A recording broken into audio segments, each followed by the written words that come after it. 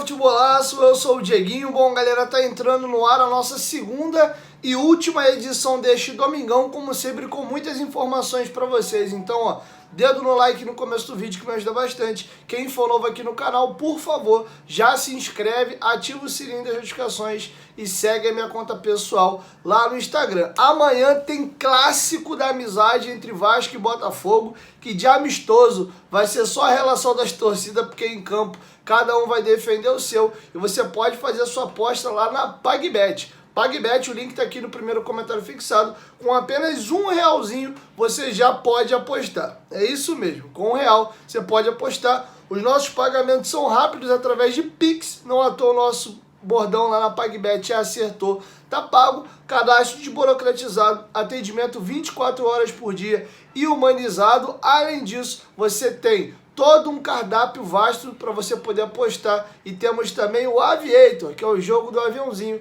uma modalidade diferente de aposta para você estar fazendo, beleza? Mas corre, tem que ser no link que está aqui no primeiro comentário fixado. Clica lá, esse cadastro e comece a apostar. Além disso, vocês ajudam o meu trabalho. PagBet, parceira do canal Futebolaço. Bom, galera, dito isso, vamos seguir aqui o nosso roteiro e vamos atualizar vocês das situações do Vasco. O Vasco hoje encerrou seus treinamentos no CT Moacir Barbosa, tá? E o Vasco deve ir com praticamente o mesmo time a campo que venceu o Cuiabá por 2-0.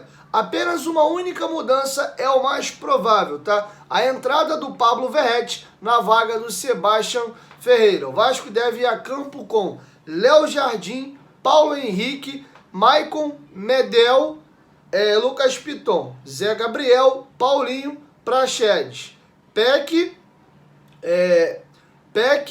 Eric Marcos e no comando do ataque, quem deve estar ganhando a oportunidade, vai voltar a ser titular, é o Pablo Verrete. Agora zerado, voltou da suspensão dos 3 amarelos, está apto a atuar, tá bom? O Marlon Gomes e também o Rossi, segundo apurou o companheiro Vene Casagrande, o companheiro Lucas Pedrosa, porque eles andam sempre juntos, acabei trocando as bolas aqui, tem chances de serem relacionados. Até agora o Vasco não divulgou a lista de relacionados e não saiu mais nenhuma informação dando conta de que esses atletas vão ou não ser relacionados, então trato aqui no caráter dúvida, tá bom? Vamos agora falar de outras situações importantes. Primeiro, o Vasco venceu o Flamengo na semifinal do Campeonato Carioca Sub-17 por 5-1, tá? Eu vou trazer para vocês aí quem marcou os gols. O Bruno Lopes fez 2 gols, o Igor fez 1 gol, o Lucas Zuccarello, aquele menino que veio do Sport, o Vasco conseguiu pegar ele ainda para a base, que é tratado como uma grande promessa, marcou 1 gol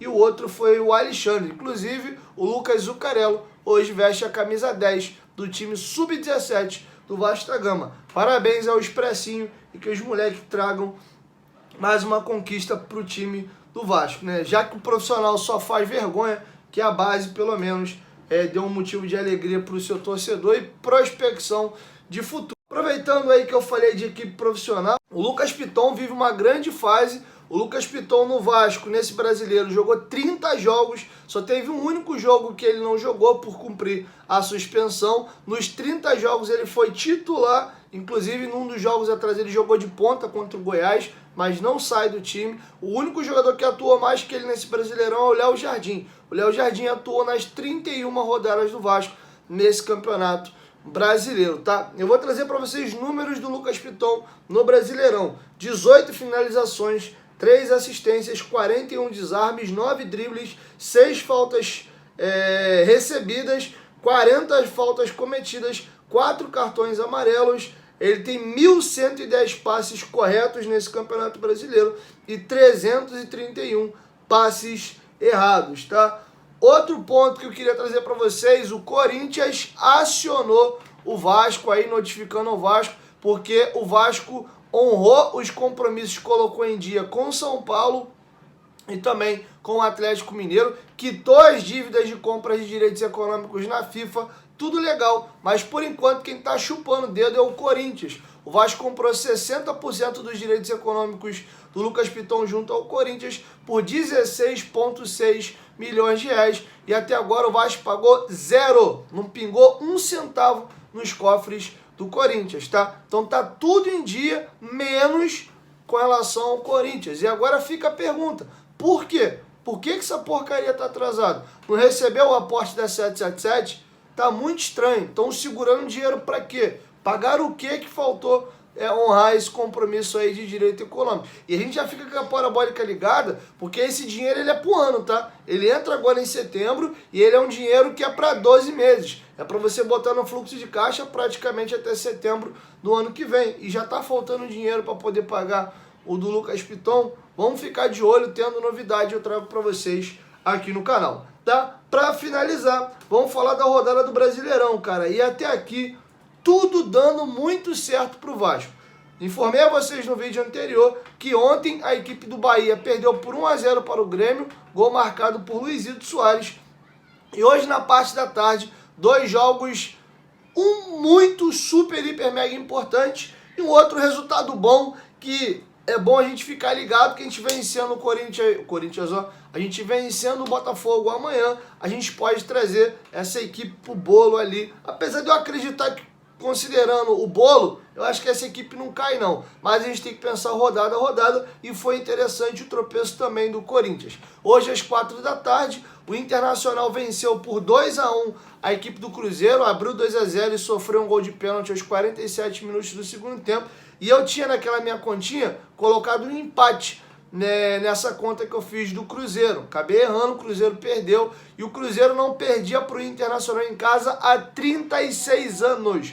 O Cruzeiro nunca tinha perdido para o Inter em casa na era dos pontos corridos, tá? A última derrota tinha sido lá no longínquo campeonato da década de 80 ainda, né? No final dos anos 80, pelo campeonato como ele era antigamente. E ao todo, se eu não me engano, se eu não estou falando nenhuma groselha, o Inter tem 2 ou 3 vitórias jogando contra o Cruzeiro em Minas Gerais. Esse é o tamanho da vitória do Inter e é o tamanho da ajuda que a gente ganhou. Olha como o negócio começa a virar a chave com relação ao Vasco no Brasileiro. O Corinthians foi visitar o Red Bull Bragantino e perdeu por 1-0. Golaço de fora da área do Elinho, ex-São Paulo, e assim acabou os jogos que nos interessavam. O Flamengo venceu o Fortaleza por 2-0. Seria interessante uma vitória do Fortaleza.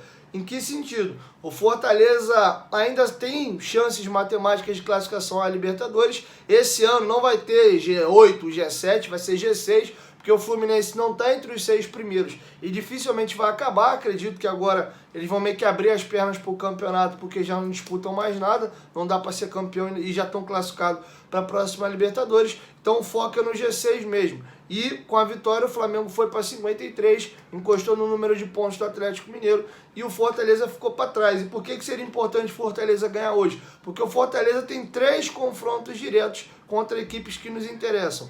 Cruzeiro, Goiás, tem mais uma equipe agora que não estou me recordando de cabeça, mas eles pegam ainda 3 adversários que nos interessam. Então seria interessante essa vitória para o Fortaleza estar animado ainda com o campeonato. Agora vamos ver que bicho que vai dar. Sobre Botafogo, pressão muito forte. Com a vitória do Bragantino, eles ficaram a 1 ponto do Botafogo. O Palmeiras venceu ontem, empatou em número de pontos com o Botafogo. E o Grêmio, com a vitória, ficou a 3 pontos do Botafogo. O Botafogo tem 2 jogos a menos. Tem um jogo com o Vasco a fazer amanhã e uma rodada atrasada contra o Fortaleza, que vai acontecer agora em breve. Lembrando que esse jogo contra o Fortaleza é lá no Castelão, tá? Então, a pressão tá absurda em cima do Botafogo e também absurda em cima da gente, porque todos os resultados até aqui nos ajudaram. E com esse tropeço do Cruzeiro, o Vasco precisa de uma vitória simples amanhã em São Januário para sair da zona de rebaixamento, tá? Vencendo, tamo fora. Outro jogo que nos interessa vai ser depois do nosso jogo.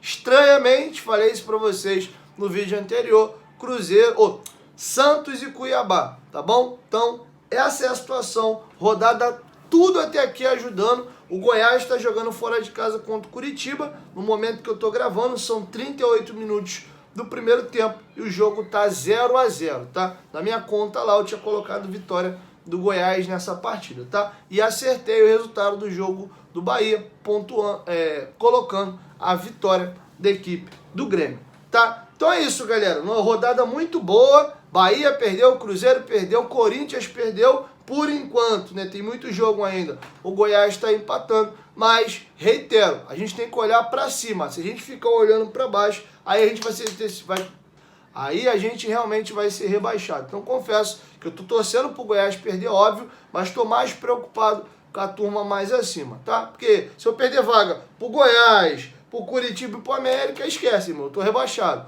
O negócio é ver a galera que tá acima da gente, beleza? Então é isso. 1, 2, 3, futebolaço. Tamo junto, família, e amanhã a gente volta com a nossa primeira edição. Tamo junto!